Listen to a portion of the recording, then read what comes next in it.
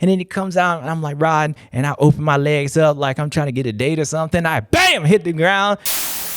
But Joe, I believe, has to be more aggressive before he really takes over to being like a real championship threat. Because if you're not aggressive, then you're dictated on guys making a mistake. You're dictated either hole shotting or things going perfectly. That's supposed to come in and replace you. It just gets a little tension. Britches get a little tight. Animosity gets a little high on there. And so coming into this weekend, we were all excited to watch them battle. I was excited to watch them battle and then battle in the truck. And that's what we got. So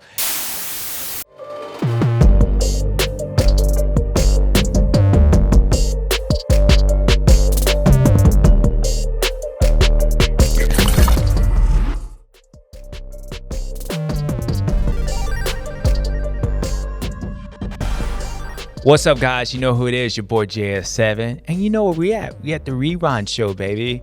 Round 18 from Paula Raceway. We got the defending Supercross champion with Chase Sexton. We got that pesky rookie, Jett Lawrence, moving up to the 450 class. And we got a lot of people up in, including Danger Boy, Hunter Lawrence, Far East Coast in the 250 class, ready to dominate here in California, which is exactly where I'm at. I'm at the 7 office. So although the scenery's changed, we ain't at Supercross. We at Motocross, which is round 18, but it's round 1 for these boys. So you know what we got to do. Let's get into it.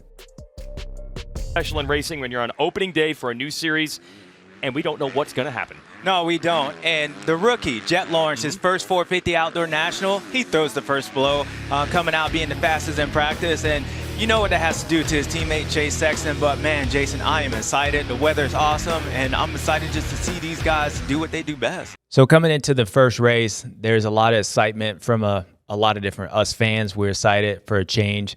Usually when you get to the Supercross season, although this year was a little bit different, there was a lot of drama going on the last few races. Usually the guys are starting to prepare for motocross. So we get the riders. Back when I raced, I was getting excited. And unfortunately, if I was getting excited for the motocross, that means my Supercross season wasn't going that well. But everybody's looking for that change. And these guys, even though they raced Supercross and they only had a week off, they've been preparing. Even your Supercross champion, Chase, Cooper Webb, since he's been back on the bike, he's been riding in the 250 class. Those guys, whether they're east-west, at some point they've been doing outdoors. So everybody gets excited for this. I think the fans are excited to see that change, see these guys starting to go wide open. Riders feel like there's a new opportunity to start fresh. It's kind of like golf. You know, you get through the first 9. If the first 9 suck, you're like, I'm going to get them on the backside. Then the backside sucks. You're like, I'll get them tomorrow. Son of a bitch, Paul, why didn't you just go home? That's your home. Are you too good for your home? Answer me! That's how some of these guys are coming into it. So luckily, it was a cool weekend. It is a place that most of these guys are familiar with at Paula. They had a lot of time to be able to practice with it. I know they kind of changed that up a little bit recently where you can't practice that much, but everybody's pretty familiar. The weather's not too hot. Although there's a lot of injuries in the 450 class, I think it keeps the excitement for, one, the top 2 with Jett Lawrence, Chase, Adam Cincerello, Cooper Webb coming back, a lot of guys which would end up coming back, Jason Anderson, Justin Barsha. Those guys will get back here and they'll keep that going. But in the 250 class, I think I was more excited about this year than years past because there hasn't been, or there's a possibility that it might not be a one dominant rider with Joe Shimoda, Danger Boy, how would he do, hanging with Mr. Justin Cooper, and then, of course, Hunter Lawrence. There's a potential to be a lot of different winners along with the rookies, Chance Jaimes. You got Ryder D coming back. So 250's always been exciting, but this year in particular, I was really excited to see those guys going. So the weather being cool, the fact is, like, now there's another championship that these guys can fight for. And even with their privateers, there's a lot for those guys to race with, to race into that playoff series. So I think everybody was looking forward to getting out of the Supercross and then moving forward to outdoors. So. And that's Jett going to lead them in and out of turn 1 with Ferrandis and Sexton right there. So a lot of the favorites starting up front early, but way to start it in the 450 division. Lawrence with the motorsport.com whole shot. Look, people, there's no secret. That 450 class, with some of the guys being out, the defending champion, Eli Tomac, Jason Anderson not being here, it was all based around teammates, right? We had Jett Lawrence moving up the 450 class, and he had the defending Supercross champion Chase Sexton, and they're coming into tracks that they do really well on. Jett's never lost here. Chase has won here. Well, he almost won here last time he was there, but it was a title fight. He won here earlier last year, the first round last year. So we all knew in the 450 class there was two people we were concentrating on, and those two people were concentrated on each other, and they just happened to be teammates. So the tension, I feel like I talked about coming into the season, was I was more excited to see what was going to happen off the track between those two, just their mindset, even just the truck tension. And, if what happened ends up happening, Chase comes out, he wins, or Jett comes out, he wins. What happens during testing?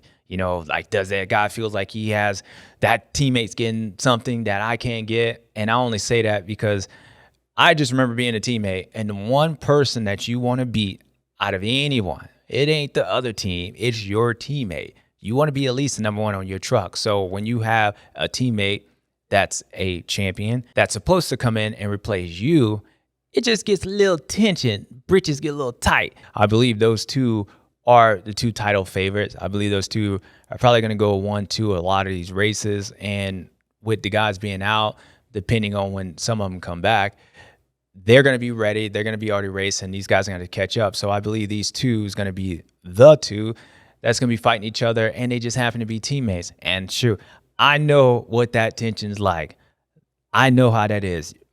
Give it a couple more rounds, whoever's beating the other one, they're going to feel like, well, that guy's getting this, and I can't get this. And that's the part where I say I get excited, not only to watch these guys race on the racetrack, but what just happens during the week, and that tension of who gets the bean burrito, or who gets that chicken, and who gets to eat first, whose bus pulls in there first. Like, all that stuff is going to end up becoming a play because they have the same equipment.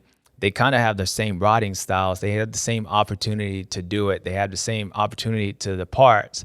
So it's going to be the other nuances and things that are going to separate these guys because they're both legit. Chase is a 450 Supercross champion. Chase is the guy that's supposed to come up and with Eli being out, replace Eli. Well, Jett saying, I'm the future. The future is here, and the future just started yesterday, and I'm coming out here to win. So there's a lot of action that's happening right in front of us eyes, and us fans and us commentators, we're lucky to be able to see it. So I think if I'm Jett Lawrence, what I was able to do this weekend, it was perfect. I was fast in practice, which I think Chase knew I was going to be pretty quick. But the way I looked doing it, and I don't think it was a shock that I was able to win the race. I don't think Chase would have been shocked at me winning, but how I did it, and the fact that the first moto, I go out and I'm dominating. And it basically looked like I was just moved over to a different class. Instead of going off on the first gate drop with my brother, I just waited and going off on your gate drop because nothing looked different. Jett Lawrence pulls a whole shot. Jett Lawrence gets away. Jett Lawrence has like a 10-second lead. Jett Lawrence has 10-second lead. Jett Lawrence wins the race. Now, well, we've been hearing that a lot.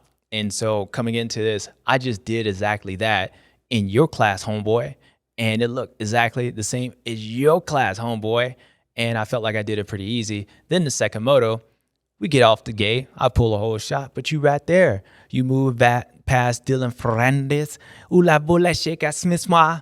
Whatever. You move past him and you're on me for 30 minutes. So let's figure out what's going to happen. I'm a rookie, remember? I'm not supposed to do this. I know this is my favorite track, but you like this track too.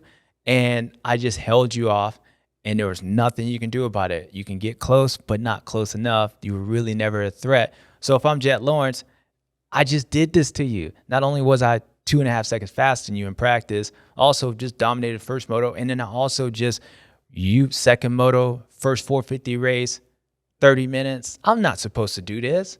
It's my first race. We all friends. And I did it, and I did it with ease. So I did everything I needed to do, which is it should just piss you off. It piss you off.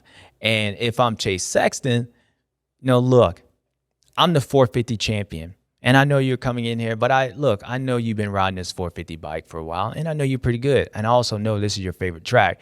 And history would say what happened to Eli Tomac. He sucked here last year, right? Like, he got past Ryan Dungey beat him, so it's not surprising that somebody who just won the 450 Supercross champion a couple weeks ago, hint, which was me, they come in here and struggle, and I struggled. I went down in practice, maybe hit my head, hurt my confidence. So look, kid, you came in here and you won, whatever.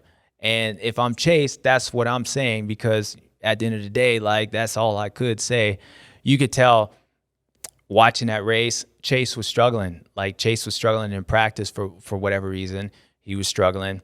I don't think it was a bike setup. I don't think Chase was struggling on the bike.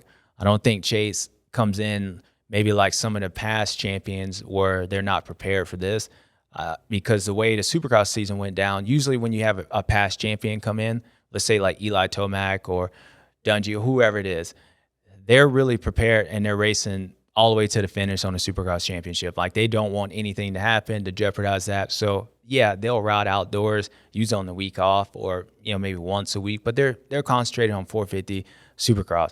Well, the way this went down, Chase, and I think even Chase started saying this, like, he started preparing for this a while ago, because at one point the Supercross championship was unlikely to happen. You had two guys, Cooper Webb and Eli Tomac, and they were more consistent, you know, for whatever reason, they were able to beat you. Even though you won races, you had your own issues. So I don't think you're coming into this race not prepared compared to where those guys in years past. Again, like I said, everyone outside of the champion usually is working, and the champion still continued just trying to wrap that Supercross championship up. So 2 weeks ago or 3 weeks ago, Chase wasn't even in that.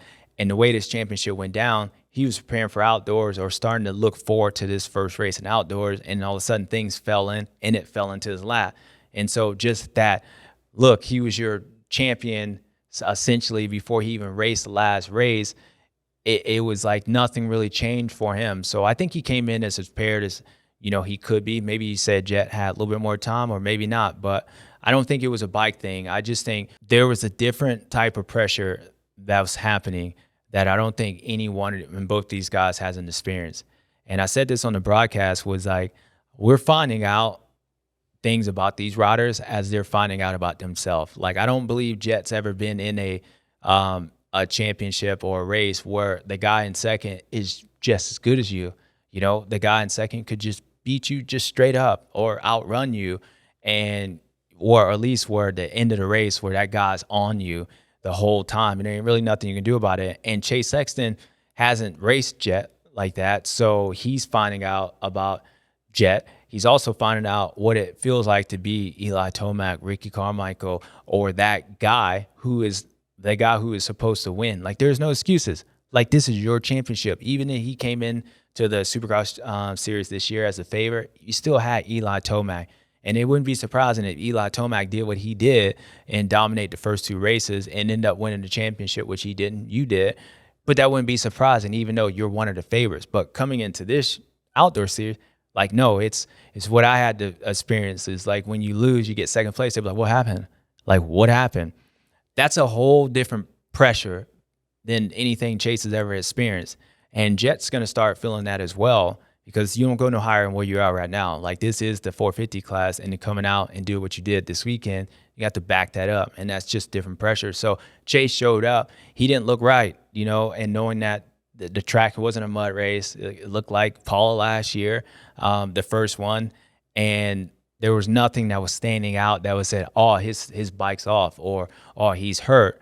He just looked like he struggled. So I think a sense of, like, being that guy that's expecting to win, it's just different than being the guy that is expected to win a race or possibly be in it. No, you're not expected to lose. So coming in and having your teammate, that's the last thing you want to do, is allow this kid to come in here and win. And what he did, that's the last thing you want to do. So I think there was a lot of pressure on Chase, and I do believe moving forward he'll be better. He got that out of the way. And I think, as we'll talk about in a minute, certain tracks and certain areas on tracks and moving forward, Chase will be set up better. I don't believe what happened at Sakamoto will happen again like it did. You know, there's parts where Chase was faster and parts where Jett was. So, again, we'll talk about it in a second. But I just think there was a lot of pressure on Chase. Then he goes down, and the way he fell was exactly like how he was falling in Supercross. Like, everything looks good, then he hits the ground, and he got lucky, but it was a big hit. So the day it didn't start off right. Then you go down, and in the first moto, you struggle for 15 minutes, but because you are a champion, because you have won before, you were able to regroup. And I believe you did the best thing you should have done was, look, I'm at least get second. I'm not going to hit the ground. And you started finding your flow and you started riding better. So coming into the second moto, watching it, I'm not shocked that you got beat. And I'm not shocked that Jett won the way he did. I think it was a good test for both of you guys.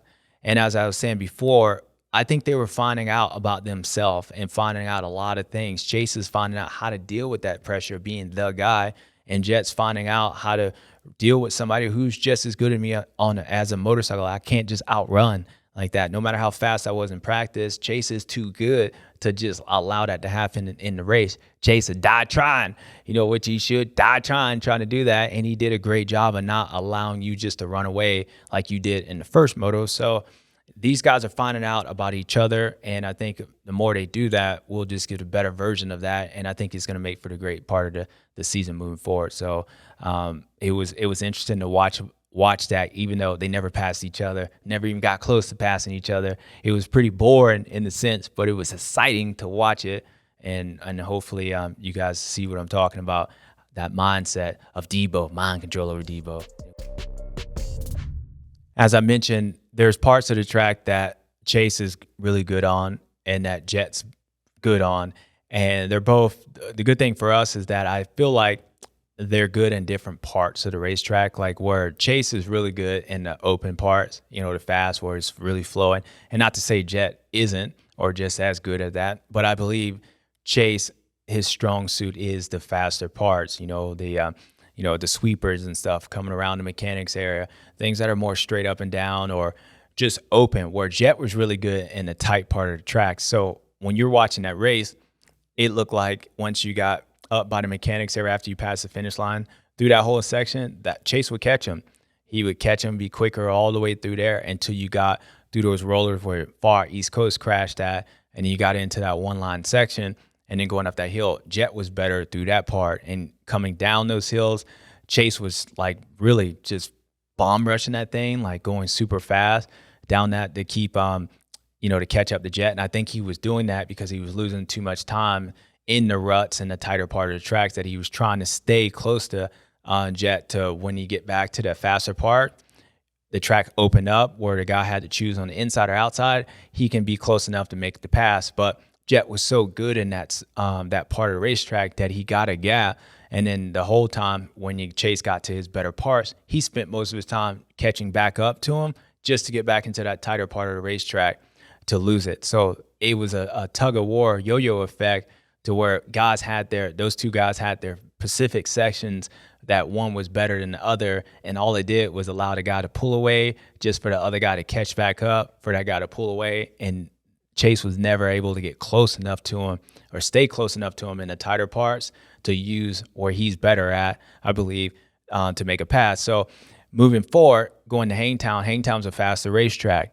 It's more of an open racetrack. And if you remember, even last year at Paula, the way the track was set up at the first round compared to when they came here for the final, it was faster. And Chase and Ken Rocks and German Chocolate, what up, by the way, they were really good, where Eli was better in the tighter parts of the racetrack. So when they made these changes to the track and we came here for the last round, all of us thought that it was going to favor Chase, thinking that it was going to be that fast part, like faster racetrack. But when that thing slowed down, it helped Eli, and we know what happened. So believing going to Hangtown, you're going to have some of these yo-yo effects, but I think Chase will be better in those, in that part of the racetrack. Like, I think that whole racetrack's going to set up better for him.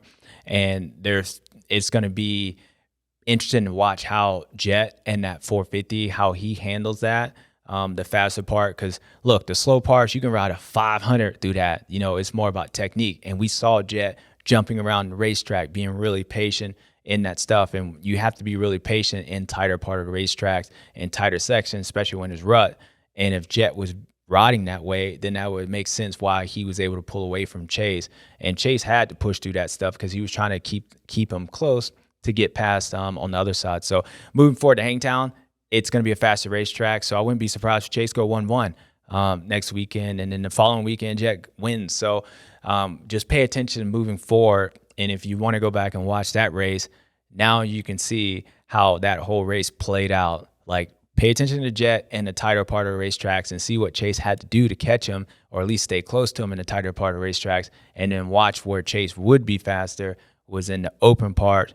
But he, as fast as he was, he just lost too much time in the tighters, and that was your race. So it should be good going into this weekend. So overall, Jett, Chase, they were the favorites in here. And I believe with Dylan Ferrandis, Adam, Cooper, and then AP, I believe all those guys finished exactly and did exactly what they should have done. You know, Cooper hasn't had as much time, or I think it kind of circumstances kind of thrown him into this. And I thought he rode pretty good.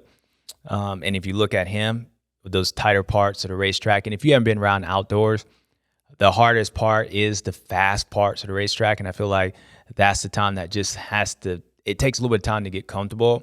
And you could tell as the day went on, Cooper got better in that part, but he was struggling. And it's just something that you have to be comfortable being uncomfortable, like Justin Barcia.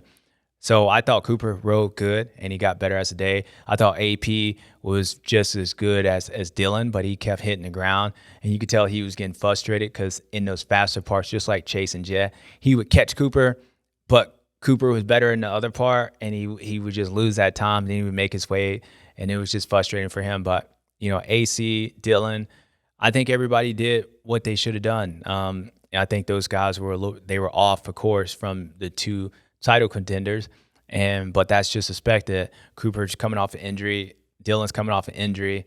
AP was, I would say, the third fastest guy coming into that, but he got caught up behind those guys, and AC still building his way up, and that was kind of your top five. So as the year goes on and you get Barcia back, you get Anderson back, and maybe some of these other guys, then you'll have more guys battling. And then I do believe Dylan and Cooper and maybe even AP, AC, they might become a title threat.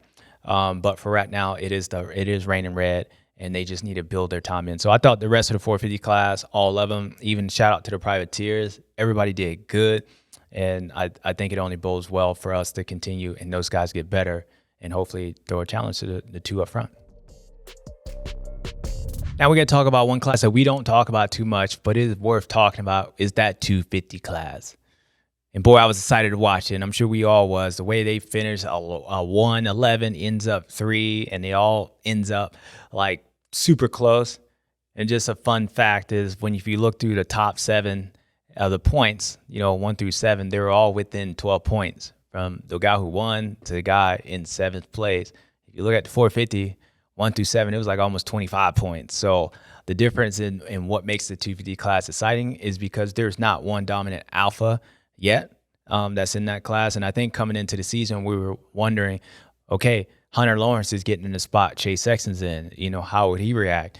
Last time he was there was, I would say, somewhat, when his brother's bike blew up, he inherited the lead. He was a red plate. And then next thing you know, he was matrixing. Like, he was fighting Styles Robinson. That boy had some fire in him. That's the last time we seen him with the red plate. So how would he react coming off the Supercross season? His brother's out, and he is the guy that's supposed to dominate.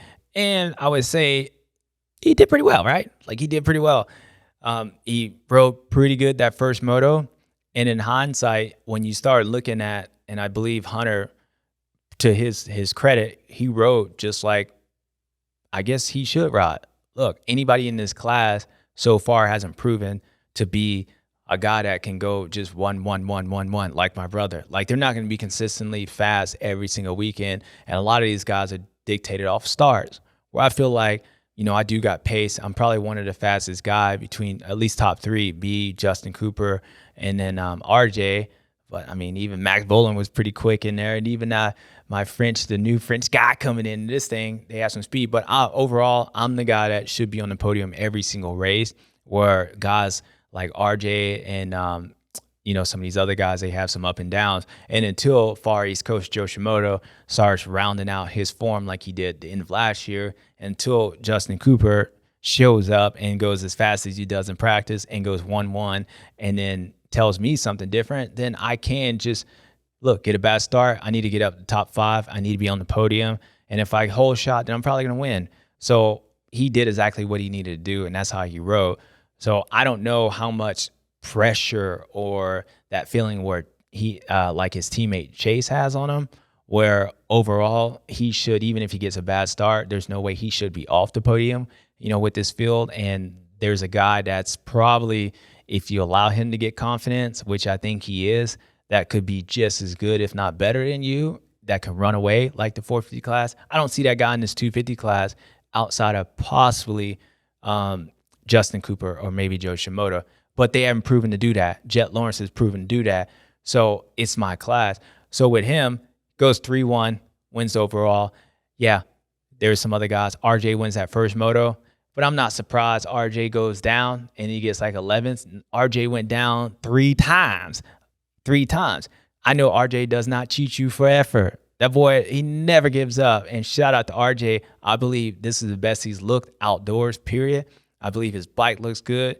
And I think he's going to be more in a week in and week out fight for overalls. Just time would tell if he can start riding like, Hunter is, that third place to get a bad start. He just won't go down, mistake free. Does that start coming into it? Because I was not shocked that RJ went 1 and then got 11. Not shocked at all. I would be shocked if RJ went 1-1 and then came back and went 1-1 following weekend.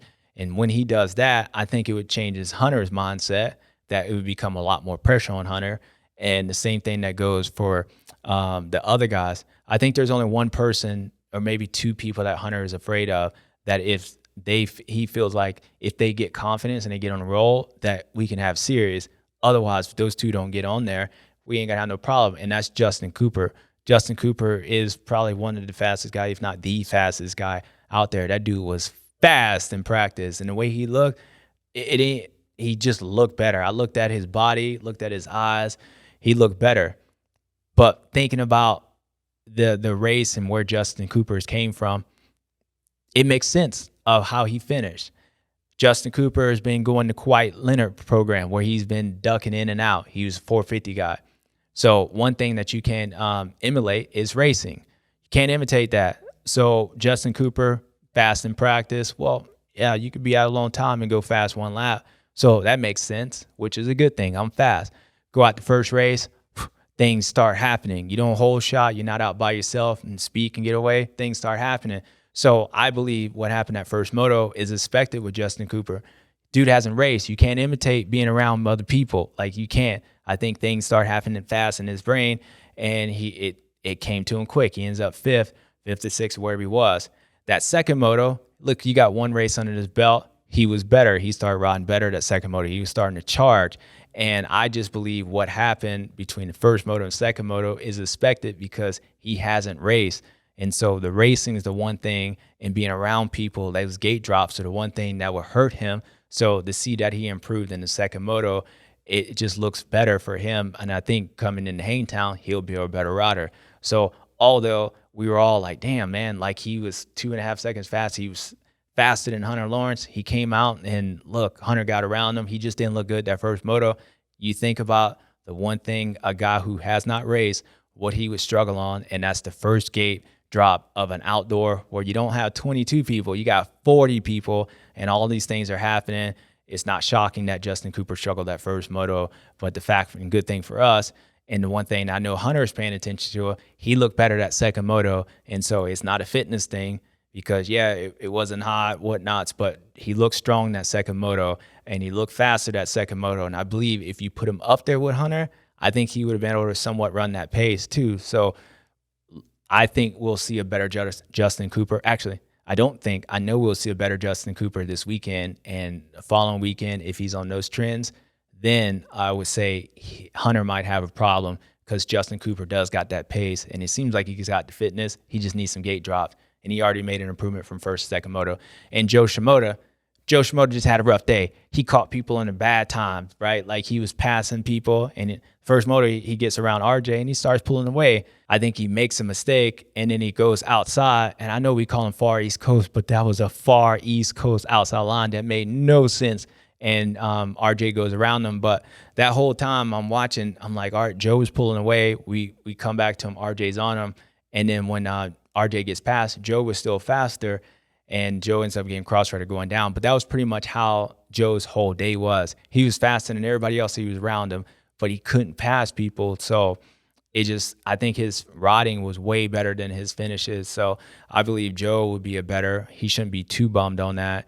And so I think the 250 class as a whole, with Danger Boy riding good, Max Volan looked really good, and Tom Vial looked really good. All those things are everybody in the 250 class, I think, won this weekend, really. Some guys maybe got like a podium and say, Justin Cooper maybe got podium and Joe Shimoda got podium, but I believe Danger Boy won. I think Tom Vial won. I think Max Volan won, because even before Max fell that second moto, dude, Max was rolling. And that kid, he didn't even make the main event a couple weeks ago, and those guys need confidence. Those guys are talented. Those guys got speed. We saw what happened to Danger Boy throughout the Supercross season. He started getting confidence. He started scrubbing. He started running on people. Ask Jordan Smith, what do you think of confidence? You saw what happened, and you saw that transition to where that heat race in Salt Lake City. That boy looked dominant. It looked like he belonged. In that second moto, he felt like he was belonging, and I think he actually rode good the first moto. So that confidence through Supercross season allowed him to ride in that second place, where I feel like he felt like he belongs there, and I feel like he believes he can win. And the same thing, I'm watching Max Volan out there. I'm watching a guy that did not qualify a couple weeks ago in the Supercross series that comes out here, and it's his first podium ever. He's up front, and that dude was riding. I'm watching Tom Vial, watch him all through Supercross season, and I know he started off with 4, but there was things, what happened to Justin Cooper and the difference between European and the way these crazy Americans are these first few laps in this 250 class. It takes confidence, and it takes time to get used to that. So you get him on an open track, a rough track, because that track was rough, and you can see his riding from the first practice, second practice, even first moto, to where that dude was riding that second moto. I mean, Justin couldn't get him. Like, he looked good. So all those guys, everybody won. Everybody won because they didn't let Hunter run away with the points. I believe everybody in their head made an improvement, and it made them better, which will make them better for next weekend. So this 250F class is going to be banging. Hit it for him, Cole. Bam! That's what it's going to be. So this 250F class, I know Hunter won, but I really feel like this next race is going to be like the first race where everybody's starting to feel like they belong, because I know ain't no one in that class feels like Jett Lawrence just went 1-1. They don't feel like Hunter Lawrence is going to run away from him. And Hunter Lawrence might run away from him because he's that good. But I do believe there was nothing that happened, only positives from the 250 class, and we looking forward to that. So with Joe Shimoda, I think if anybody, he's maybe a little disappointed on how he rode, because as I said, he rode better than his finishes say he did. And there's one thing that I would say which kind of hurts Joe, and I would say a guy like Ryan Dungey went through this in the beginning, is that Ryan, one of his knocks that he wasn't aggressive. Like he could be faster than most guys, and Joe was faster than anybody he was riding around. And even that first moto, like, he was pulling away from RJ, and then he made a mistake, and then RJ got around him. But then he was like closing back up on RJ, and it seemed like RJ was holding him up. But when you're not aggressive, it's hard to pass. And it's not like you got to be aggressive like Barsha, but what it does is, like, when you come in, you got to be able to bump people. You got to be able to move them out the way, like just running in on them. And one of the negatives about not doing that is also, like, people around you, they don't fear you like that. So they'll race you differently. Like, they'll just run down the middle of the track, or even leave it open, or they'll run the fast line. Even if it leaves the inside open, they'll run that fast line because they know you won't run in on them. So I think if with watching Joe ride, that's kind of been one of the things I would say that holds him back, because other guys don't see him as that guy that one will take him out. And not saying I'm promoting violence, but you know what I mean? Like, if Anderson was on the inside, or Barsha, and we saw this happen in Supercross, people ride different. Like, people ride different because they know if you give them an inch, they're gonna do what they need to do to move forward. And yeah, there's a fine line between being dirty or anything. And Joe doesn't even need to be like that. But Joe, I believe, has to be more aggressive before he really takes over to being like a real championship threat. Because if you're not aggressive, then you're dictated on guys making a mistake. You're dictated either whole shotting or things going perfectly. But those races where you get like how you were this first race where you got to come up through the pack, or if you go down and move your way up, you're going to struggle. And history would say, besides like the race he did in Red Bull when he came from last to like third, he might have been pissed off. History would say he struggles like coming up through guys, even though he's faster. And that's the same thing Ryan Dungey went through. And when Dungey decided, like, look, I'm over this stuff, he started winning Supercross titles. Like, people start looking at him differently. And I don't even think I really seen Dungey run in and knock somebody down. Well, he kind of did that to me in 14. But I just say that was an accident. Around Stewart, and Dungey goes right into Stewart. Oh, and down is James Hard. I just think Joe needs to ride that way. And I think once Joe rides that way, he might not ever hit anybody, but people will know that Far East Coast might Bruce Lee him, and he might get into that. And I think guys will start giving him the respect that he deserves. Like, Joe should be up front, and when Hunter is behind him, they know Hunter should be up front. And if he's holding him up, they know Hunter will move that ass out the way. And I feel like people even starting to feel like Danger Boy would do that, and other guys, RJ would do that. And so Joe being that guy, I believe if he starts riding that way, then you'll start seeing a huge difference in his riding. And I think it'll get almost easier for him, where these guys won't race him like they race him now. And that's why when you watch Joe, if he gets a bad start, he goes down, he has a hard time getting around people. And that's directly because he's not a really ultra aggressive rider. And I think once he does that, then I think it'll put fear in a lot of people, because he's faster than most guys around him, and he should be able to ride up. We shouldn't watch him being stuck behind the same guy more in like a couple laps, that he's clearly faster, that he can catch. And that's all because he's not as aggressive as most people. So Jeremy Martin, he's an older version of Joe Shimoda. Yeah, he has the same problems, guys. And I say that because you saw how Danger Boy ran around him on the outside at Daytona in a few passes. Jeremy Martin's a two-time champion, and he might be trying to build himself back up to confidence, but I know he went down, and I don't know exactly what happened, but I know from talking, like listening to him talk on pre-race, I know we were expecting a lot better than that. I know he was. And so when I watch him ride, I just see the same issue. Guys race him differently. You know, when guys don't, not to say everybody respects Jeremy Martin, everybody respects Joe Shimoda, and I'm not saying that they need to be dirty, but what I'm saying is, like, people race you differently. Like, people will race you differently, and it's kind of like a little bit, imagine like the leader and coming up on a lap rider. Even if a lap rider is battling someone else, another guy, they are somewhat aware of you, right? They're somewhat aware, like, they might get in your way, but eventually, like, they'll try to do their best to, like, move over. And I know, like, that's kind of cliche with lap flat, but it's that they know they don't belong where they are. Like, they know you're going to the front and they're in the way. And even if they mess up and get in your way, it's not like purposely. And I feel like when guys know other guys are going to the front, even if Hunter has the same speed as Jeremy Martin or has the same speed as Joe Shimoda, Hunter passed that guy, and Joe tries to pass that guy that they're going to pass will race both of them differently. They'll race both of them differently, even if they got the same speed and they're moving forward. And I feel like that's the same thing with a lap rider. Like, guys will race you more as a lap rider, knowing that they can do whatever they want. But eventually, either they're going to have to get out their way because you're holding them up, or you will blast their ass out their way, which they'll make one mistake and they'll just let you go through. I feel like with certain guys, they don't do that. They'll make a mistake and then still dive bomb to the inside because they know you're not going to do anything, and they don't respect you like that. So it's kind of like when you look at guys and they expect to win and they're going to win.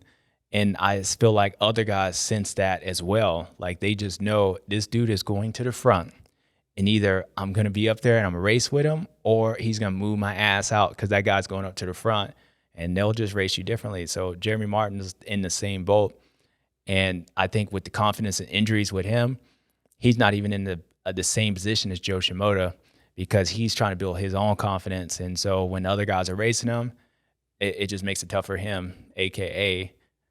when you got passed on the outside of Daytona. Like, that should have never happened. And the fact that Deegan sensed that, and it's probably the first time he ever raced you, just shows that, like, that kid's smart. He pays attention. So take a out. I don't know. Do something. So before we move on to Stews and Stews, we know what we got to do. And since we talked about both of them, and I know, look here. Look, we just won the both East-West shootout. We won the East-West shootout. Well, my brother did. And then he won the West Coast championship. And I won the East Coast. And they be talking about Jett because Jett be giving all these donuts out. And it's like, oh, Lawrence. And Lawrence said, oh, yeah, Hunter's around here. I know Hunter's around here. But look, they keep talking about Jett. And he moves up and they think maybe Joe Shimoda's going to come in here. Or Mr. Cooper. Hell nah. This is my class. And I belong. And now, look, I won this championship. And these fools think they're going to come in here and take my championship. They ain't going to do that. So you know what we got to do. Hit it for him, Cole. Suntan. Next on fire. And I know my brother has got that 250 class. And I know he did pretty good. He won that East Coast stuff, something that I did before. And he's in that little bike class, and he should handle those guys. But I'm moving up to the 450 class. And the only time I ever raced this, I won, which is on the Motocross of Nations. And all I do is win. And like I told you, I think in the future, I had this stuff plotted. Look, I might go back and race the Motocross of Nations on the 250. Why? Because I'm going to win so much in this 450 class that I'm going to be so bored of winning, but I'm not bored with this. So I'm the real Lawrence. And even though I'm the younger brother, I'm the oldest person in the room because I'm dominant and I get more victories. Hit it for him, Cole. Suntan. Next on fire.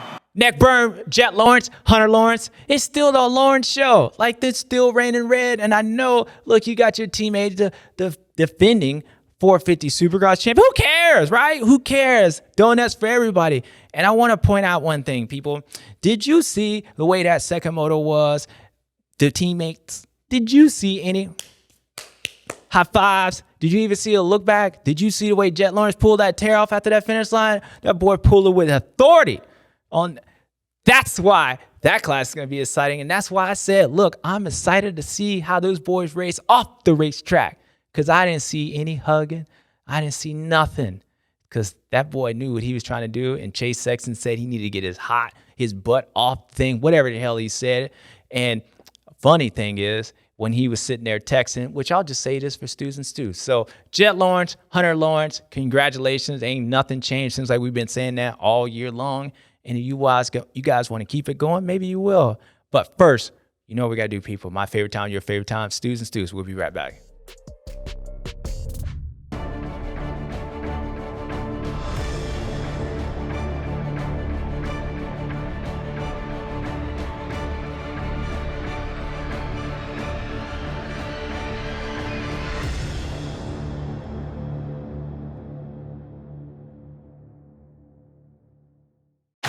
They say an object in motion tends to stay in motion. We test that idea on a daily basis. Motion and experimentation. Motors and manpower. We continue to evolve and thrive. So whether you climb or cross over, find your own line or pin it wide open, as long as you're moving in a way that gives you what you need, we'll be here for you. Hey guys, what's up? It's James Stewart. As you guys know, Athletic Greens is a proud partner of our show. They've been the sponsor of this for a while. It's a nutritional drink that supports the immune system with 75 high-quality ingredients that gives me the key to daily nutrients and long-term gut health. They have good travel packs that I take with me on the road, and I took it this weekend, which I needed, which gives me energy and helps my immune system because I'm flying all over the place, can get sick a lot. AG1 helps me with that. And it's only $3 a day. So it's a good deal if you ask me. If a solution is what you need for your supplement routine, then Athletic Greens is giving you a 1-year supply of free vitamin D and 5 travel packs. So make sure you go to athleticgreens.com/BUBBA'S. Did you hear me? athleticgreens.com/BUBBA'S. Go check it out, peeps.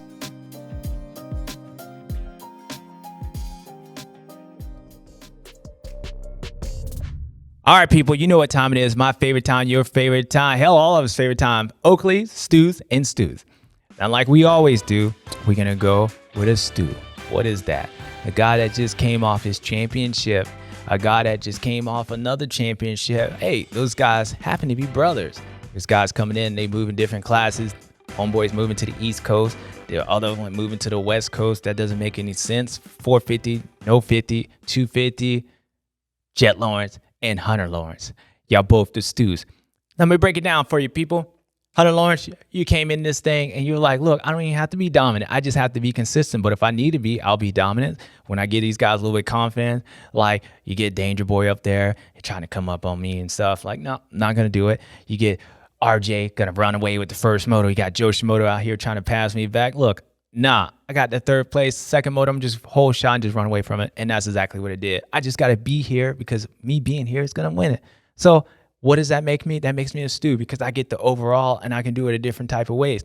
Now, my brother, Jett Lawrence, I know I'll be coming in with the donuts and I'll be like, hey guys, what's up, man? Just cool guy doing the scrub. But I'm coming in with focus. Why I'm focused? Because I see Chase with his Oakley sunglasses, them hater blockers on, and he feel like his future too bright. He can't see it. He got to put on sunglasses. But when his future too bright, what he's doing, he's looking at me. He's looking at me because I'm a bright light. And I came in here when people were saying all this hype, and they're like, man, you a rookie. You shouldn't be doing that. You got your teammate. He just won that 450 championship. He's the guy that's supposed to be in here. Eli Tomac still looking for his Achilles.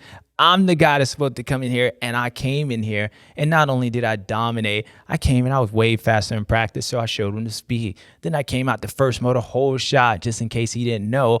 I came out and just rode around, jump in. They had JS like, damn, look at him, it's beautiful. Look at him, he's not even trying, it's beautiful. And then came out the second moto, in case they missed the first whole shot, I did it again. And then I showed them, look, I'm in shape, I'm still looking beautiful. And what that does, that makes me a beautiful stew. So Jett Lawrence, you already know you're a stew, but you're a stew because you came out when other people thought maybe you're going to be a stew or your teammate was going to be a stew. You showed them who the real one is, and that's you, son. So congratulations. And it's like, I almost feel like maybe we might be just putting this on auto repeat, Jay. We might just be saying the Lawrence boys are stews. Them two brothers are like stews. We all stews. They're going to be black like Tomac. So Jett Lawrence, Hunter Lawrence, y'all both stews. Now my next list is stew. Now we usually go confused, but this one is stew. My Oakley stew. And it's going to be pretty simple, people. Look, Chase Sexton. And I'm just speaking from me. And the way I think, you might not think. The way he thinks, he might not think. I don't know. It all thinks, which is all confusing, which it ain't that list. But if I'm in you and I just saw what happened, look here, everybody's talking about the Supercross champion. I got lucky to win that, right? I got lucky to win that, right? Then that first 250 championship, I got lucky to win that. Maybe I did, but look, I got lucky to win it. Then I came back and dominated. Then I win this championship, and Eli, look, I can't help that he snapped that Achilles like a pop chain. I can't help that. He did that because he knew I was coming. He was nervous. And even though I hear Eli don't really care about anything, he can get 8th and get 15th and just dominate all of us. It was because of me. So people, they didn't give me my respect, put some respect on my name. Then I come to this first race, and look, I know you got this rookie in here with Donut Boy and all that. But I'm Chase Sexton. Last time I ran the champ down to the end, and I should have won that, but I didn't win that. You know I'm coming in here. I like this track too. I don't care how much he is. And then he comes out, and I'm like, damn, he's pretty fast. And then he comes out, and I'm like riding, and I open my legs up like I'm trying to get a date or something. I, bam, hit the ground, and I smack my head. I'm like, oh, I'm dreaming. And then I get up, and I was like, all right, I'm back. Then next thing you know, my teammate pulls a whole shot. I'm like kind of right there. Next thing I look up, and he gone. He be doing what I used to do to them cats. Used to be like last year, if you let me pull a whole shot, you ain't gonna catch me. And the next thing you know, I'm riding around like my first name, like I'm chasing, and I don't like that. So it pissed me off. Then our second moto, I'm sitting on the gate, and I'm like texting and going through my things, and bing, Jett Lawrence sends me a text and say he's gonna whip my ass. And I'm just kidding. Maybe that was, I don't know. But I'm mad. So he holds shots. I'm like, damn, he did it again. Then I'm out there. I'm like, oh, I'm about to get him. He ain't gonna be in shape. He ain't know about this 450 class like I do. I ran Tomac. That's what I do. And this kid, he was like right there. He was right there, and I couldn't get him. And then he crossed the checkered flag and he goes a fist pump from hell. I thought he was going to break his arm. And then he pulls that damn tear off and he don't even look at me, congratulate. Even Eli congratulated me. I thought we was friends. I'm pissed. I'm stewed. So Chase Sexton, I'm only speaking how I would be. And even though I should know all that stuff, and even though, look, like you could see most of it on TV, I'm pissed that I allowed this dude to come in here in my house, in my team. He's supposed to replace me and in the first race and come out and dominate it. And then I couldn't do anything. But you know what? It's only round one, baby. You know what I got? I got that championship hangover. And most times, usually when the champions get that championship hangover, it don't last for long. A couple Advils on there, dehydrate. I'm going to show up and whoop your ass in Hangtown. So that's what I plan on doing. Maybe I'm not the best in some of these tight corners. Sometimes I open my legs up like I'm trying to get a date, but I'm going to close them this, and I'm going to keep it on lock, and I'm about to lock it down. That's my plan, so we'll figure it out. So Chase Sexton, you stewed, but next week, Jay, I'm letting you know I'm going to be a stew, and Jett Lawrence is going to be stewed. The only way to find out is next week from Hangtown, which will be round 19, which is 2. And I don't know, people. It's just a round. I'm excited to go see it. But until then, you know what we got to do, and I'm going to have to figure out a different way. I want to thank everybody for showing. I want to thank all the TV people. I know, look, it was a lot. It was a lot on your boy. We had so much time to talking. I was smacking and eating. I almost pee-peed myself because we were live, nonstop TV. But I had my counterpart, Jason, wagging around, and we were both getting in there. We were like Bonnie and Clyde, or look, we just come up with J&J. Look, J&J Racing. Now you know that's what we are. But it was fun. Just like those guys. They'll improve. I'll improve. Hope you guys enjoy it. I'll see you next week. And hopefully we'll have another battle like we did this weekend where somebody gonna get knocked out. Not physically, but take a bitch out like Joe Shimoda is probably gonna take a bitch out next week. But until then, I'll see you next week. And I'm gonna try to walk away, but